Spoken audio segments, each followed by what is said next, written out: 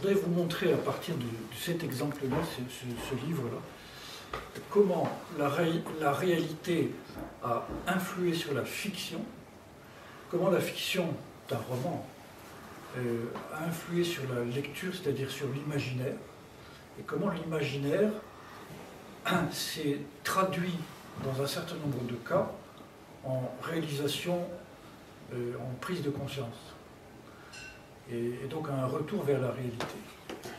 Alors pour commencer, je vais vous parler des Francs, du peuple franc. Il arrive vers 350-400 Picardie. Les Francs mettent une pilée au dernier général romain et ils s'installent en Picardie avant de conquérir pratiquement toute la France qu'on connaît aujourd'hui, moins quelques régions. Et ils arrivent avec une religion et puis ils sont fascinés par, un, l'argent, deux, la vie après la mort, trois, le surnaturel, et puis, je dirais 4, l'apparence, je dirais le bling-bling des trésors et des butins. Ils sont fascinés aussi par la civilisation romaine, qu'ils connaissent extrêmement bien. Et dans ce sens, ils vont reprendre toute la partie qui a excellé chez les Romains, c'est-à-dire les taxes et les impositions. Et ils vont mettre en place un système que vous allez sans doute reconnaître, qui va quadriller le territoire avec des fonctions tout à fait hiérarchiques. Au-dessus, il y a le roi. Le roi, entre parenthèses, chez les Francs, est un noble qui, selon eux, selon leur religion, descend des As, A-S-E-S. Ce sont une série de dieux et de déesses comparables à la religion nordique qu'on connaît bien. En dessous du roi, il y aura un certain nombre de vassaux qui sont eux-mêmes nobles et qui sont en fait dans le copinage initial du peuple royal. Alors tout au-dessus, il y a les ducs, et les ducs viennent en fait d'un concept romain qui sont les dux, des guerriers redoutables qui ont pour rôle en fait de conquérir le terrain, finalement conquérir un capital, et puis de rapporter le butin dans la ville royale. Ce butin pouvant être de l'or, bien entendu, mais plein d'autres choses. Et le roi, en fait, pour montrer son côté bling-bling, va exposer le butin dans la ville royale. À l'époque, Senlis, puis Soissons, ça a changé un certain nombre de fois. Et pour montrer ce butin, il fallait absolument contrôler la ville, contre les voleurs, contre les gens qui étaient importuns, enfin. Et ils inventent une fonction qui s'appelle le maire, qui n'a comme seule règle, seule fonction, de protéger le butin. C'est tout. Ce maire, à l'époque, on est dans les années 400, hein, ce maire, en fait, va petit à petit faire des émules dans les plutôt grandes villes. Et donc, c'est en fait les maires qu'on connaît aujourd'hui. Mais leur but à l'époque n'était pas du tout d'administrer les trottoirs, c'était plutôt de garder le butin. En dessous des ducs, il y aura les comtes. Alors, les comtes, on ne l'apprend pas ça à l'école, c'est vraiment curieux, je trouve. Les comtes ont une fonction très simple de relever les impôts. On parle de fric là, que ça. Les comtes donc ont un territoire, ils relèvent des impôts avec des personnes armées, évidemment. Je dis évidemment parce qu'il faut bien convaincre les contribuables. et puis il garde 2 tiers et il renvoie un tiers en haut. En dessous des comptes, il y a les barons. Les barons, eux, sont spécialisés dans le recouvrement des amendes. À chaque fois qu'il y a, disons, quelqu'un qui roule trop vite sur l'autoroute A10, paf, une amende. Et là, c'est le baron intervient et puis il récupère l'amende, toujours aussi avec des hommes armés pour convaincre le contrevenant. Et puis, il faut bien défendre le territoire, et il y a ce qu'on appelle les marches. Les marches, ce sont les frontières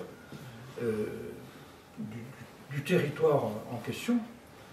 Les frontières s'appellent les marches, et donc on va créer une fonction qui s'appelle les marquis, marquis, qui ont pour rôle, en fait, de non seulement défendre les frontières, mais aussi de taxer les produits qui viennent dans le territoire, et évidemment d'en prendre une partie pour soi, et puis de remettre un tiers des taxes en haut.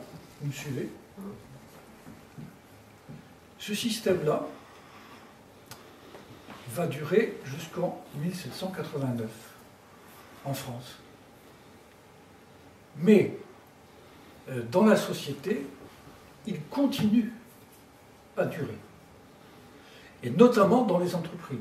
Parce que le schéma mental des entreprises est purement et simplement calqué sur le système franc qui a duré 1500 ans. Alors ça devient, au bout d'un certain nombre de siècles, ça devient non seulement des schémas mentaux, mais aussi ce qu'on appelle en sociologie des habitus, c'est-à-dire des choses pour lesquelles on agit sans même réagir, sans même réfléchir. C'est une seconde nature. Alors c'est extrêmement important parce que jusqu'aux années 80, l'ensemble des grandes entreprises françaises étaient exactement structurées comme ça, c'est-à-dire hiérarchiques, avec ce qu'on appelle toujours dans la littérature d'entreprise des baronnies, pour pouvoir bien évidemment tirer le meilleur parti des salariés, en tout cas des travailleurs, qui doivent, dans ce système-là, coûter le moins possible pour rapporter le plus possible en haut. C'est simple. Quand on pense à cet aspect historique, on se dit que rien n'a été inventé par la révolution industrielle, il y a simplement un glissement, une transposition pure et simple des méthodes de production. Bon, vous avez compris, si vous voulez rapporter le plus possible, non pas en chiffre d'affaires, mais en profit, il vous faut non seulement avoir un coût de production le plus bas possible. Alors les Francs, ils avaient des serfs et des esclaves. C'est cool. Ça ne leur coûtait rien du tout. Et donc, vous apercevez que la classe ouvrière, elle est l'héritière directe, en fait, de cet état d'esprit qui consiste à vouloir à tout prix faire le plus de profit, et puis, bien entendu, contraindre par tous les moyens la revendication des salaires plus hauts. Vous l'aviez vu comme ça? Non. Vous connaissiez l'histoire des Francs? Non. Non. En fait, on ne connaît l'histoire des Francs que par, finalement, la noblesse, et puis les aspects féeriques et magiques qui sont autour de la noblesse. On n'apprend pas à l'école ce que je viens de vous dire.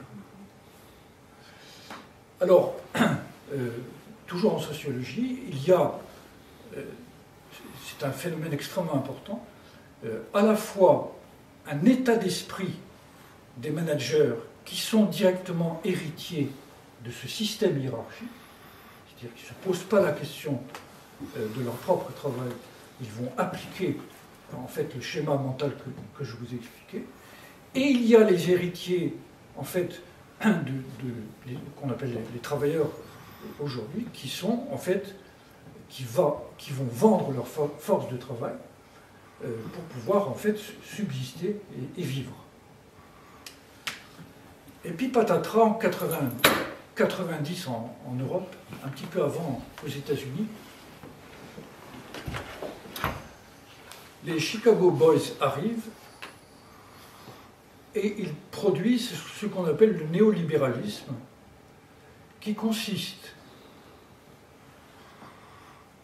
à mettre le plus possible de concurrence pour une entreprise donnée et à l'intérieur d'une entreprise, mettre la concurrence entre les unités de production. Et ça explique beaucoup des travaux que j'ai fait avec Vincent Gaujac notamment, plusieurs bouquins de sociologie, ça explique beaucoup le burn-out des années 90. On revient à votre travail de ce matin, parce que les gens, les managers eux-mêmes sont en fait confrontés à une double concurrence, celle de l'extérieur avec les produits qu'ils sont en train de fabriquer et essayer de vendre, et celle de l'intérieur qui consiste à dire tout simplement vous allez être remplacé par des gens meilleurs que vous, donc bougez-vous le cul. Et ça, si vous voulez, au bout d'un moment c'est intolérable parce qu'il y a une confusion interne et externe et les gens ne peuvent plus travailler. Parfois ils ont un ou plusieurs chefs avec des ordres qui sont contradictoires et on devient fou dans ces cas-là. Alors, il se trouve que dans mon métier de sociologue d'entreprise, et je suis un praticien essentiellement, j'ai vu des dizaines de cas de managers. J'ai rencontré des dizaines de PDG, j'ai rencontré des centaines de managers, des milliers de salariés, travailleurs, un petit peu partout dans le monde. Et puis maintenant, je me pose la question, qu'est-ce que je fais de tout ça? Est-ce que j'écris un essai de psychosociologie, comme j'ai écrit au début, qui va être lu par 300 personnes, notamment dans le milieu universitaire, et ils vont vraisemblablement trouver des défauts, il y en a toujours. Je vais faire tirer la langue à quelques centaines d'étudiants, comme les premiers bouquins. Et là, je me pose la question, comment je vais traiter ça autrement que par un essai de psychosociologie qui finalement est en surplomb par rapport au lecteur moyen. Et ce surplomb, en fait, à mon point de vue, nuit en fait à la plus grande compréhension, parce que, pour vous donner un exemple, un bouquin de sociologie aujourd'hui est édité à maximum 500 exemplaires, 700 quand c'est bien. Un roman est édité selon les entreprises à partir de 1000 jusqu'à 10 000, 20 000, 30 000. Donc je me dis, plutôt que de faire du surplomb et puis de livrer des connaissances, je vais essayer, d'oublier mon métier. C'est-à-dire de ne pas faire en sorte qu'on devine par l'écriture la source de mes informations et finalement la façon dont j'ai acquis un certain nombre de certitudes moi-même. 2, je ne vais pas faire de militantisme, parce qu'il n'y a rien de plus terrible que la parole militante qui en fait est abrupte et élimine à droite et à gauche et ne permet pas en fait de sentir des sensibilités. Et enfin 3, quel style lui donner? Et là j'hésite, polar, peut-être. Mes proches, Marie-Catherine et puis des amis me disent non, il y en a marre des polars, il faut faire maintenant de la littérature blanche. C'est bien beau, mais il faut trouver en fait un fil. Et puis je me dis, voilà, j'ai trouvé. Le personnage principal de ce bouquin, il va être un aveugle. Et cet aveugle va connaître, va savoir, comme beaucoup d'aveugles, de non-voyants, va savoir détecter les événements bien avant les autres, par une sensibilité, par une écoute que les autres n'ont pas. Et donc lui va détecter, va finalement décoder tous les mots-clés que vous avez dit tout à l'heure. Et plutôt que de faire en fait un cours magistral de psychosociologie, j'ai remplacé finalement les éléments de psychosociaux par des dialogues entre des personnages, lesquels personnages en fait sont des mixtes. Vous savez, les personnages de romans, c'est toujours des monstres qui sont pris. On prend la figure de l'un, la psychologie de l'autre. Enfin, c'est jamais une personne, c'est toujours des conglomérats de choses. Et donc, je me mets à écrire. Ça va durer comme tous mes bouquins, 2 ans, 3 ans. Je trouve un éditeur, pas évident du tout. Et puis l'éditeur me dit, je trouve ça magnifique, et puis on va le mettre en concours, dans plusieurs concours. Le concours du livre d'entreprise, j'arrive 2e. Bon, c'est vraiment la mauvaise place. Et puis le concours de la Bibliothèque nationale de France. Je dis non, quand même. Et puis j'y crois pas tellement. Et puis le jour de la célébration, premier prix, roman, premier prix de la Bibliothèque nationale de France et du Fonds handicap, parce qu'il y a un aveugle, 26e étage. Et là, le bouquin, en fait, avec ce prix-là, va être édité en plusieurs, comment dirais-je, va être imprimé plusieurs fois, en tout cas plus de 10 000. Et en tout cas, c'est ce que me dit l'éditeur. C'est un grand mystère entre nous. On ne sait jamais à combien le bouquin est édité. Et quand il vous donne des chiffres de vente, on se dit toujours, mais où est-ce qu'ils vont chercher ça?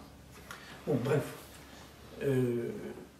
Et donc, il y a eu un lectorat très important, avec des émissions de télé, de radio, de la presse, une page complète dans Le Monde, une demi-page dans Libération.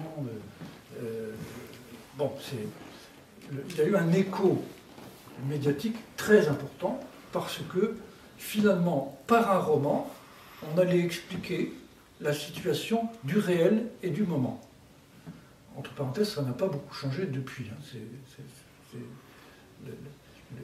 Les règles internes aux entreprises sont toujours les mêmes. Et à mon avis, l'institution dont vous avez parlé ce matin pour le burn-out, il a de beaux jours devant lui. Étant donné qu'il y a eu beaucoup de ventes et j'ose espérer beaucoup de lectures, j'ai reçu beaucoup de retours, aussi bien par l'éditeur que sur mon blog, que sur Babelio, qui est un site particulier pour les lectures, sur Facebook, etc. J'ai reçu énormément de retours. Dans ces retours, et c'est ça notre discussion de cet après-midi, c'est il y a des gens qui ont réalisé qu'ils n'étaient pas à leur place dans l'entreprise. Ils ont pris conscience par la fiction, alors qu'ils vivent depuis 10 ans, 15 ans dans l'entreprise, ils ont pris conscience dans la fiction, en tout cas dans cette lecture, qu'ils n'étaient pas à leur place dans cette entreprise. Et donc, c'est ça qui m'a paru stupéfiant, c'est que sans calcul, moi je ne voulais pas faire ni de révolution, ni de... Quand on écrit un bouquin, on ne sait pas pourquoi, il n'y a pas une programmation. On se dit, bah, s'il plaît, bah, tant mieux, s'il ne plaît pas, tant pis, et puis voilà. Mais dans ce cas précis, je vais vous donner des exemples. Quelqu'un me dit, moi je rêve depuis des années d'élever des chevaux dans la montagne, Et puis, la lecture m'a donné ce déclic-là. Et peut-être que je vais quitter mon entreprise à la Défense pour élever des chevaux. Mais vas-y, mon gars. Qu'est-ce que t'attends? Ah, c'est pas si évident que ça, parce qu'il y a un salaire, il y a une famille derrière, il y a des emprunts, il y a tout un tas d'impédimenta qui plombe en fait le changement qui est voulu. Un autre m'écrit, une autre m'écrit, je suis dans une entreprise de luxe, et puis mon plus grand vœu, c'est de faire, de cultiver en fait des plantes médicinales. Vas-y. Qu'est-ce que tu attends? Et là, c'est pareil.